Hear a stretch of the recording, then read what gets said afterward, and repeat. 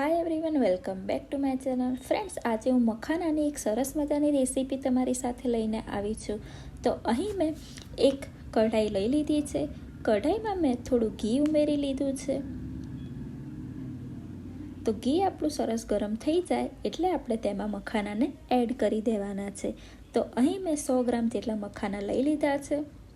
તો ઘી ગરમ થાય એટલે આ રીતે થોડા મખાના તેમાં એડ કરતું રહેવાનું છે અને મખાનાને સરસ મજાના ઘીમાં શેકી લેવાના છે. તો ફ્રેન્ડ્સ, આ રેસીપી તમે ઉપવાસમાં પણ ખાઈ શકો છો અને કોઈ પણ તમે એમના વ્રત કે કંઈ પણ હોય ત્યારે પણ ખાઈ શકો છો. અને આ મખાનાની આ રેસીપી તમે સવારમાં નાસ્તામાં પણ ખાઈ શકો છો. તો ફ્રેન્ડ્સ, ઘીમાં સરસ મજાના મખાના શેકાઈ ગયા છે.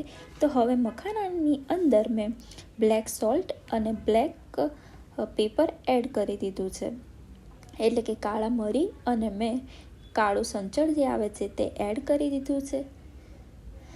અને તમે કાળા મરી અને સંચળની જગ્યાએ કોઈ પણ બીજા મસાલા જેમ કે મીઠું છે તે પણ એડ કરી શકો છો, કે ચાટ મસાલો પણ એડ કરી શકો છો. તો બસ ફ્રેન્ડ, 2 થી 3 જ મિનિટમાં મારો સરસ મજાનો મખાનાનો નાસ્તો તૈયાર થઈ ગયો.